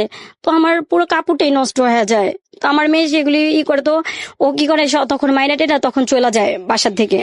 তো আমার বড় মেয়েটা ওর মামাকে ফোন দেয়, ছোট মামাকে ফোন দেয়, ছোট মামা তুমি একটু তাড়াতাড়ি আসো, মামা আম্মুরে তো মাইরা ফেলতেছে, আম্মুর তো কোনো নাই, মানে কোনো কিছু। ও তো ছোট মানুষ বুঝতেছে না, মানে ও যেভাবে পারছে ওর মামাকে বলছে, ওর মামা দৌড়ায় আসে, আসার পর আমাকে সরর দিতে নিয়ে যাওয়ার পর ওইখানে আমাকে দেখার পর ওই পুলিশ কেস হয়। তারপরে আমি থানায় যাই, তারপরে আপনি গিয়ে মামলা করেন। হ্যাঁ, থানায় যেয়ে মামলাটা করি, ঠিক আছে। মামলাটা কইরা আসার পর আমি যাই আমার খালা শাশুড়ির বাসায়। আমি তখন আমার ভাইরে বলি কি ভাইয়া একটু আরেকটু সময় দে ভাইয়া, বড় ভাইরা আমি বলি, দুই ভাইরেই বলি একটু সময় দাও। তো আমি আমার খালা শাশুড়ি বাসায় যাই। তো আমার শাশুড়ি সেখানে দেখার পর আমাকে অকথ্য ভাষা গালাগালি করে, ঠিক আছে, অকথ্য ভাষা গালাগালি করে, এই তুমি এখানে আসছো কেন, বের হও, আমাদের মান সম্মান ধুইতে আসছো, এই করতে আসছো, সেই করতে আসছো। কিন্তু এর মাঝখানে ওনার ছেলে যে টিকটক গুলি করতো, এই টিকটক গুলি আমার মেয়ে দেখছে আবার, দেখছে। এখন তো ভাইয়া ডিজিটাল যুগ, সবখানে সব জিনিস মানে টিকটক করতো, মেয়ের সাথে টিকটক করতো, ঠিক আছে। যে মেয়ের সাথে ওর পরকীয়া হয়েছে। ও আচ্ছা, সে তার সঙ্গে টিকটক করতো, সেটা আপনার মেয়ে চোখে পড়ছে? হ্যাঁ, মেয়ের চোখে পড়ছে। তো ও ওর চোখে পড়ছে, তো ওই আমাকে সবকিছু আমার মোবাইলে দেয়, আমাকে বলে যে আম্মু আমি নামাই দিই, তুমি দেখো, তুমি তো অনেক কিছু বোঝো টোঝো না, দেখো আব্বু কি করতেছে, তুমি কি কিছু করবা না? তো আমি বলতেছি মা আমি কি করব বলো, তুমি আমার কি করতে বলো, আমি বড় জন নাইলে তোমার বাবার থেকে আমি সরে আসতে পারবো, তুমি কি চাও? তো বলছে আম্মু থাক। তখন আবার আমার মেয়ে বলে কি আম্মু থাক, দেখি আব্বু ফিরত আসবে, আব্বু তো এরকম ছিল না। তো যাই হোক, আমার ওই খালা শাশুড়ির বাসায় যাওয়ার পরে কি হয়, ওইখানে এক পর্যায়ে সবাই মিলে আবার বসলাম। বসার পর ভাইয়া, আবার মিল টিল করা দেয় আমাকে, ঠিক আছে। আমি তখন মামলাটা আবার অফ রাখি, বুঝছেন, অফ রাখি। ওইখানে কি বলা হয়, অফ রাখেন মানে কি, মামলা তুলে নেন? না, মামলা তুলে করি নাই, মানে মামলাটা তখন আমি মামলার প্রসেসিং আসলে যাই নাই, মানে সাধারণভাবে জিডিটা করা হয়েছে, এরপরে আমি মানে মামলাটা আমি করব, মানে আমার একটা সিগনেচার দিলেই তারপর হবে। তো আমি তো সুন্দর করে আমার ওইখানে সুন্দর করে সবাই বোঝা টোঝা দেওয়ার পর, তো আমি তখন সবার কাছে করি, বলি যে ঠিক আছে, ও যেভাবে আমাকে রাখবে আমি সেভাবেই থাকবো। তো মেলি ব্যাপারে ওইখানে কথা হয়, তখন ওই সবার সামনে ভাইয়া প্রায় ওইখানে 20-25 জন মানুষ সবার সামনে সেই একই অবস্থায় আবার সে কোরআনটাকে সামনে রাইখা বলতেছে আমার সাথে কোনো মেয়ের সাথে কোনো সম্পর্ক নাই, আমার 2 বাচ্চা, আমার স্ত্রী ছাড়া আর কেউ নাই, ঠিক আছে। এইটি কথাটা বলে কসম টসম খাওয়াইটা সবাই করে দিল। আর আমার ভাসুর ওই যে খালা শাশুড়ির বড় ছেলে, ও বলল যে ঠিক আছে, আমার বড় ভাইকে বললো যে বোনের ঘর তো কি করবা এখন, বোন জামাই তো বসে আছে, তাহলে 2 মাসের বাজার খরচ তোমরা দিয়ে দিও, আর আমরা দেখি তো কি করা যায়। তখন আমার বড় ভাই বলছে কি ভাইয়া সবসময় তো আমাদের উপরে চাপাই দিতেছেন, তো সমস্যা নাই, আমার ভাগ্নির 2টা মুখের দিকে তাকায়া আমরা দিব, কিন্তু তাকেও তো কিছু করতে হবে, এইভাবে কতদিন, ঠিক আছে। ওইভাবে কথা বইলা আসার পরে আসার পর ও কি করলো, ভিডিও কলে ওই মেয়ের সাথে ওই রাত্রেই কথা বলতেছে, খুব হাসাহাসি করতেছে, সে আমার গেমটা না একদম সাকসেস হইতাছে। তো এই কথাটা আমি শুনি, গেম সাকসেস হইতাছে মানে তুমি কার গেম সাকসেস করতেছো? তো ওর ফোনটা না ওই রাইখা দিয়ে বালিশের পাশে, আমি জানি না যে ও অলরেডি মোবাইলটারে অন করে এই অবস্থা। তো আমরা বলতেছি কি এই শোন একটা কথা বলি তোরে, এই যে এত কিছু হইতাছে, তখন ল্যাঙ্গুয়েজটা কিন্তু পুরোপুরি চেঞ্জ। তো আমরা বলতেছি এত কিছু হইতাছে, তুই কি কিছু বুঝোস না আমি কি চাই? তখন আমার আবার ওই প্রশ্নটা করে, কি বুঝবো মানে, কি চাও মানে? কয় শুনো, আমি বিয়ে করছি, তুমি একটা কাজ করো, তুমি ওর কাছ থেকে আমার আনতে চাও? তো আমি সেটা কেমন কথা বলো, তুমি বিয়ে একবার বলো করছো, একবার বলো করো নাই, এগুলি কেন এই হেজিটেশনের মধ্যে রাখো কেন? তুমি কি চাও? তো বলতেছি কি ওরে ছাড়তে গেলে না 6 লক্ষ টাকা লাগবে। আমার বড় ভাইকে কিন্তু কিছুদিন আগে কিন্তু বলছে ওই যে মামলা করছে 4 লক্ষ টাকা কিন্তু দাবি করছে, এখন আবার বলতেছে 6 লক্ষ টাকা। 2টা পয়েন্ট কিন্তু আপনি দেখেন ভাইয়া। হ্যাঁ, তো আমি বলতেছি 6 লক্ষ টাকা মানে এই তুমি কি পাগল হয়ে গেছো? আমরা খাইতে পারতেছি না, থাকতে পারতেছি না, আমি মার কাছে কিভাবে আর হাত পাতবো? বড় মুখ করে তোমার সাথে আসছি। কয় কি শোন, আমার যদি পাইতে চাস 6 লক্ষ টাকা আন, কোনো ব্যাপার না, ওই মেরে আমি ফালাই দিব, তোরে আমি এই যে একদম রানীর হালে রাখবো। তো আমি বলছি কি শুনো, আমার আছে না লবণ দিয়া ভাত খাওয়া, ডাল দিয়া ভাত খাওয়াও, আমি ওই মেয়ে না যে কারো কাছে যাই কিছু বলবো, ঠিক আছে। তুমি কিন্তু এতদিন শুধু আমার ভালোবাসাই দিছো, বিনিময়ে কিন্তু তুমি কোনো অ্যাসেট আমাদের জন্য তৈরি করো নাই, যেটা তুমি আমাদের জন্য ফিউচারে ভাইবা রাইখা দিবা। তো আমাদের তো অবস্থা এখন করুণ দশাই। তো আমি আমার কি স্বপ্ন দেখো, এই সব স্বপ্ন আমাকে দেখায়ও না, তুমি ওর কাছে আসবা কি আসবা না সেটাকে বলো। তো এক পর্যায়ে সেই রাত্রে ও মনে করেন রান্নাঘর থেকে বটি আনছে, ঠিক আছে, বটি আনছে, তারপরে ওড়নাটারে খুব ভালোভাবে করে হাতে পেঁচাইতেছে আমাকে। তো আমি তখন ওই দৃশ্যটা দেখার পর না, আসলে ভাইয়া যে মানুষটা আমার এতদিনের লাইফ পার্টনার, একটা ভালোবাসার মানুষ ছিল, প্রথম তো ভালোবাসার মানুষ, তারপরে এসেছে সন্তানের বাবা, আমি কার বুকে মাথা রাখছি, কার সাথে সংসার করছি, আমি নিজেই মিলাইতে পারতেছি না। যে আমার মানে বর্তমান প্রেক্ষাপটটা এমনই হইতেছে যে জিরো, আমি সব দিক দিয়ে মানে আমার মানে শেষ, ঠিক আছে। তো ওর ওই ভয়ঙ্কর ইটা দেখা আমি রীতিমতো আপসেট, ঠিক আছে, আপসেট। তো তখন এমন একটা হয়েছে যে মানে ও অলরেডি আমারে মারবেই। তো তখন ওই সময় কোন রকম করে ঠান্ডা করলাম, ঠান্ডা করার পরে ওই যে পরে আবার যে আমার মেয়েটা যখন ওই যে টিকটকটা দেখলো না, টিকটক নিয়ে যখন কথা বললো, কথা বলার পর তখন ওই যে আমাকে আর আমার বড় মেয়েটাকে মানে বেধম পিটায়, ঠিক আছে, মানে খুবই মারে। তো তখন মারার পর আমি ওরে বলি যে তুমি শিয়ানা মেয়ের গায়ে হাত উঠাইছো, তুমি কি জানো এটা কত বড় খারাপ কাজ করছো, বাবা হ্যাঁ যে মেয়েটার গায়ে হাত উঠাইছো। ভাইয়া আমার মেয়েটাকে দেখলে আপনি বলবেন যে বলা ঠিক না, মানে আল্লাহ পাক আমার দুইটা মেয়ে মাশাআল্লাহ অনেক সুন্দর করে বানাইছে। আর আমার হাজবেন্ড আমাকে বলে যে আমি দেখতে সুন্দর না, ওয়েস্টার্ন কালচারে চলাফেরা করতে পারি না, অশিক্ষিত মহিলা। তো এতদিন পর, এত বছর পর যে আমাকে এই ব্লেমগুলি দেয়, তো তখন কই ছিল? তা আমাকে বলতো একটা স্ত্রী তার স্বামীর জন্য সবকিছু করতে পারে, তাই না, সবকিছু করতে পারে, তখন আমাকে বলতো। কিন্তু তাই বলে এই না ও আমাকে আমার বাচ্চাগুলিরে নর্দমায় ছুঁড়া ফালাই দিয়ে ও একটা শুভাকাঙ্ক্ষীর জন্য ও সবই শেষ করে দিবে। ও এইটা শুধু করে নাই, এর মাঝখানে ও আরো একটা পয়েন্ট করছে, দালালি করছে। তারপর মানে দালালি বলতে কি, আমার আম্মু তো বাইরে না, তো ওরে জায়গা কেনার জন্য টাকা দিছে, সেই টাকাটা ও মাইরা দিছে। ঠিক আছে, বড় ভাইকে সাউথ আফ্রিকা পাঠানোর জন্য 12.5 লক্ষ টাকা, সেটাও মাইরা দিছে। ঠিক আছে, তাও আমার আম্মু সবই মাইনা নিছে যে চাক টাকা আজ আছে কাল মানে জোয়ার ভাটা এই আছে এই নাই। হ্যাঁ, আল্লাহ পাক দিতে কতক্ষণ, আমার নাতি নাতকরা ভালো থাকলেই হয়েছে সবচেয়ে বড় জিনিস। আপনাকে আমি কিছু কোশ্চেন করি, আমি গল্পটা আপনারা এতক্ষণ ধরে যারা শুনছিলেন আমি জানি তাদের ধৈর্যচ্যুতি ঘটবে শেষের দিকে এসে। কয়েকটা প্রশ্ন আমি করি আপনাকে, আপনি যদি একটু উত্তর দেন। আপনি আমাকে যখন এই অনুষ্ঠানটা আমি শুরু করি তখন আপনি আমাকে কিছু ভিডিও ডকুমেন্ট দেখাচ্ছিলেন, বিশেষ করে একটা ভিডিও খুব সেন্সিটিভ যেটা আপনার হাতে এসছে, এটা কার মাধ্যমে এসছে আপনার কাছে? এটা অনেকটা ছিল শর্ট করে ইমোতে পাঠাইছে মেয়েটা আমাকে। মেয়েটার সঙ্গে আপনার কথা হয়? মেয়েটা আমার সাথে কথা হয়েছে যখন আমার হাজবেন্ডকে অ্যারেস্ট করাই দিলাম তখন। আর আমার হাজবেন্ডকে যখন অ্যারেস্ট করানো হয় তখন ওর সেলটা ওই যে এসআই নিয়ে যায়, ওর ফোনে পাওয়া যায়? হ্যাঁ, এটা আমাকে দিছে 3 মাস পর। ওই এসআই 3 মাস আপনার হাজবেন্ড জেলে ছিল? 4 মাস ছিল। 4 মাস ছিল তখন আপনাকে এই ডকুমেন্টসটা দিয়েছে এসআই? হ্যাঁ, কিন্তু এসআই তো আপনাকে ডকুমেন্টসটা দাও, উনি আমাকে এই ডকুমেন্টসটা মানে করে দেয়, ওপেন করে দেয় নাই, ওর সেলটা আর মেমোরি কার্ডটা আমাকে দেয়। ও আচ্ছা, ওই মেমোরি কার্ড থেকে আপনি বের করেন? হ্যাঁ, আর ওই মেয়ে আমাকে দেয় কারণ এটা তো অনেক বড় একটা ভিডিও।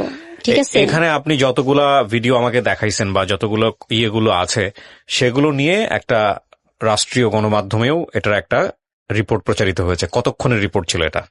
মেবি এটা আধা ঘন্টার মতো ছিল। আধা ঘন্টার মতো? কি পুরো ক্রাইম ইনভেস্টিগেশন করা হয়েছে? হ্যাঁ। এবং সেটা করেছেন আপনি কতদিন আগে? 1 মাস আগে। 1 মাস আগে। আপনার হাজবেন্ড এখন কোথায় আছে? আমি বলতে পারবো না ভাই। বলতে পারবো না, ও জেল থেকে বের হয়ে গেছে? জেল থেকে মেয়েই ওকে ছাড়াইছে। মেয়েকে ছাড়াইছে। আপনার জানার মতো কি ও বিয়ে করেছে ওকে? হ্যাঁ, এখানে একটা কথা ছিল, রেখে দিছি। আমার তো প্রত্যেক মাসে মাসে হাজিরা দিতে হয়। হ্যাঁ, হাজিরা দিতে হয়। কেন হাজিরা দিতে হবে? আপনার বিরুদ্ধে মামলা করেছে? না, আমি বাদী, আমার যেতে হয় আর কি। আমি গত 2 মাস আগে খবর নিতে হয় আর কি। হ্যাঁ, 2 মাস আগে আমার 2টা বেবিকে নিয়ে আমার যেতে হয়েছে, তো ওদেরকে নিয়ে গেছি। তখন ওরা হাজিরা দেয় নাই? হ্যাঁ, তখন মেয়ে আসে নাই। ওর লয়ার মামলা করেছে। হ্যাঁ, ওই লয়ার বারবারই বলছে যে বিবাদীর সাথে এই মেয়ের সাথে কোনো সম্পর্ক নাই।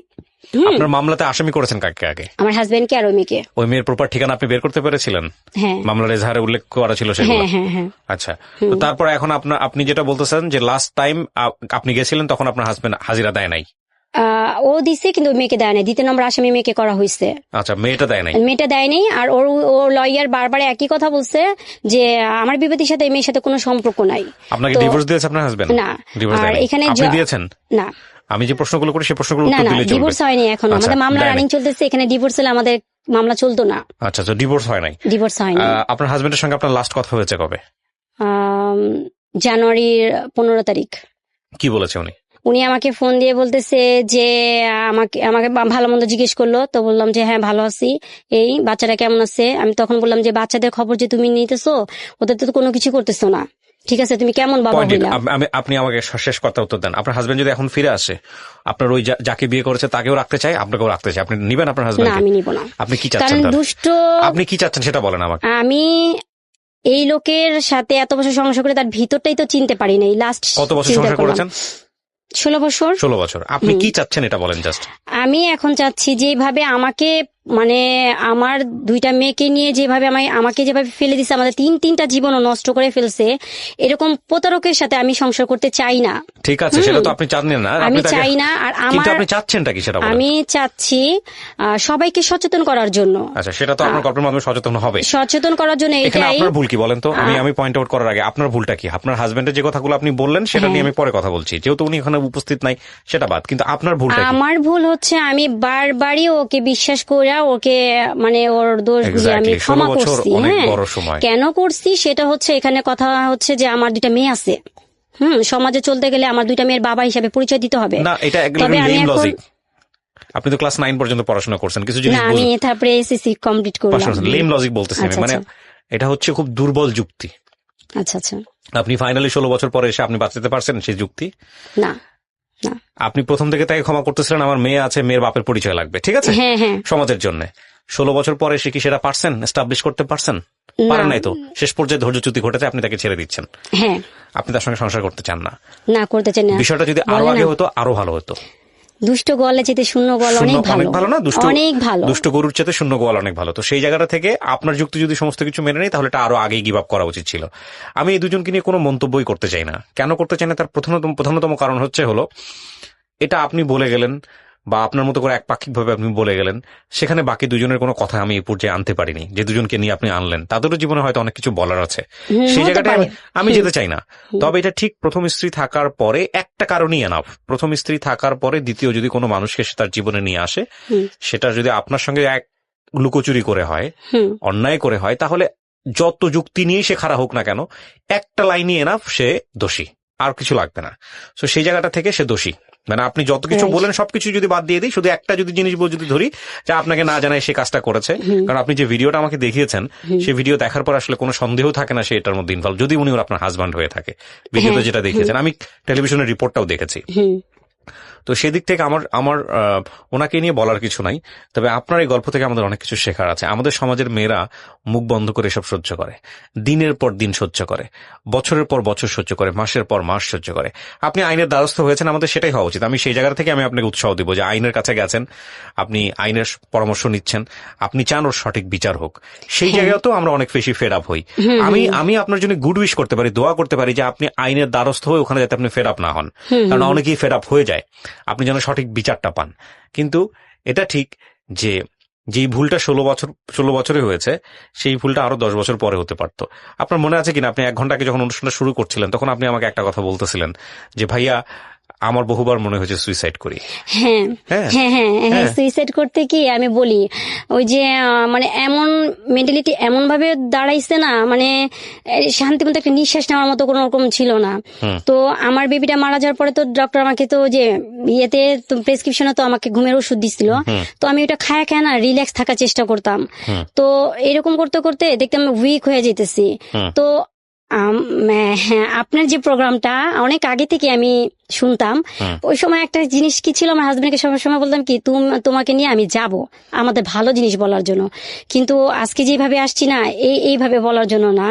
তো যাই হোক, তবে আপনার প্রোগ্রামে আমি এত মানুষের, অসহায় মানুষের এত কষ্ট বিদায়ক কথাগুলি আমি শুনতাম, তখন মনে মনে ভিতরে না একটা জিনিস কি, ওই যে আমার যে মেডিসিন, ঘুমের যে মেডিসিনটা না, এই ঘুমের মেডিসিনের জায়গায় আপনার এই প্রোগ্রামটা আমার কাছে এমন ভাবে একটা ওষুধের মতো কাজ করছে, আমাকে আস্তে আস্তে আস্তে আস্তে করে নিজেকে প্রিপেয়ারটা এমন ভাবে করছে, আরে 10 জন নারী যদি পারে কেন আমি পারবো না? কেন পারবো না? আর আমি কোন দিক দিয়ে খারাপ?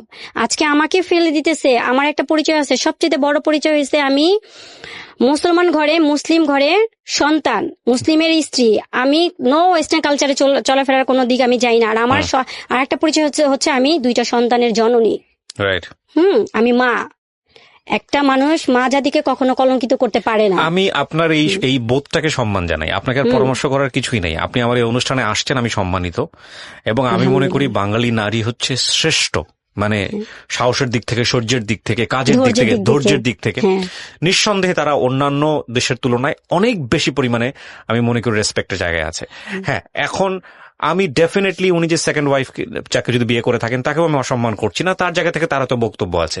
কিন্তু আমি একটা জিনিস মানে ভাইয়া আমি কখনোই অনেক মনে রিকোয়েস্ট করছি ভাইয়া, ওকে অনেক রিকোয়েস্ট করছি। দেখো ঠিক আছে, আমি দেখেন ওই জায়গাটা যাই না, আমি একটা জিনিস শেষ করি, সেটা হলো যে দেখেন জীবনটা তো একটাই, একটাই, তাই না? আপনি আপনার জীবন নিয়ে আসছেন এবং আপনি ওই যেটা বলতেছিলেন যে আমল এবং ইমান নিয়ে আপনি আপনার কবরে যাবেন। হ্যাঁ যাবো যাবো, আর এখানে কেউ যাবে না। রাইট, তো আপনার সন্তানের, আপনার এখন সবচেয়ে বড় দায়িত্বের জায়গাটা যেটা হচ্ছে আপনার সন্তান, আপনার 3টা সন্তান, রাইট? আমি যদি ভুল না করে থাকি। হ্যাঁ একটা তো দুটা, হ্যাঁ হ্যাঁ, তো 3টা বাচ্চা, এই 3টা বাচ্চা আপনার কাছে আছে, আপনার কোল জুড়ে আছে। এই 3টা বাচ্চা আপনার শক্তি, আপনাদেরকে সুন্দর করে বড় করেন, সামনের দিকে আগায় নিয়ে যান। আর আপনি যেটা নিজের ভিতরে পেলে পুষে বড় করেছেন বোধটা, যে আমি হারবো না, আমি সুইসাইড করার কথা চিন্তা করেছি, কিন্তু এই অনুষ্ঠানগুলো দেখে আমি সাহস ফিরে পেয়েছি। হ্যাঁ এটা সত্যি, এবং এই সাহসটা নিয়ে আপনি সামনের দিকে আগায় যাবেন, এটাই হচ্ছে বড় কথা। আজকের এই অনুষ্ঠানের শেষে এসে প্রিয় দর্শক এবং শ্রোতা, আপনাদের জন্য একটা কথাই বলতে চাই, ইনক্লুডিং মি, আমি কখনোই অ্যাডভাইস দেওয়া পছন্দ করি না। আমার ভিতরে যে উপলব্ধিগুলো আছে সেগুলো শেয়ার করি, এবং এগুলো দেখবেন অনেক সময় সাংঘর্ষিক হবে, কারণ একটা অনুষ্ঠানে আমি যে কথাটা বলি, এই কথাটাই অনেক সময় টার্ন করে যেতে পারে আরেক অনুষ্ঠানের কথার সাথে। এই দুটো কথা যদি আপনি মিলানোর চেষ্টা করেন, দেখবেন যে দুটো দুই রকম এবং সাংঘর্ষিক। সুতরাং আমার কোনো কথাই আসলে একেবারে মানে সিচুয়েশনাল বাইরে কথা না, মানে আমি যে কথাগুলো বলেছি সেটা সিচুয়েশনের প্রেক্ষাপটে। আজ পর্যন্ত অনুষ্ঠানে যতগুলো যদি পরামর্শমূলক বা উপদেশমূলক কথা আপনি মনে করেন, তাহলে এগুলো আসলে নিউট্রাল পয়েন্ট থেকে না, এগুলো আসলে সিচুয়েশনাল পয়েন্ট থেকে। লাইক একটা গল্প শুনেছি, ওই গল্পের প্রেক্ষাপটে বলেছি।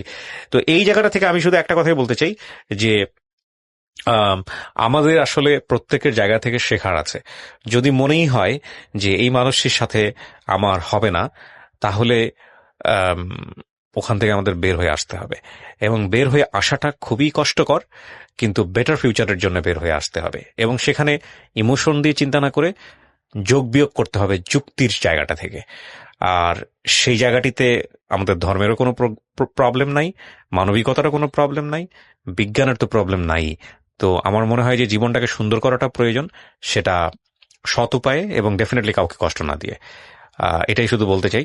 অনেক অনেক ধন্যবাদ। আমি শেষ করি আজকের মতো, এবং আমি শুভকামনা জানাই, আমি দোয়া করি আপনার জন্য আজ থেকে আরো 10 বছর পরে আপনি নিজেকে এমন একটা জায়গায় নিয়ে যান। আমার সবার কাছে আমারও একটা কথা হচ্ছে, সবার কাছে আমার একটা কামনা, আমার যেহেতু 2টা মেয়ে, 2টা জান্নাত, হ্যাঁ ওদের জন্য সবাই দোয়া করবেন, কারণ মেয়েরা বাবার অনেক আদরের থাকে।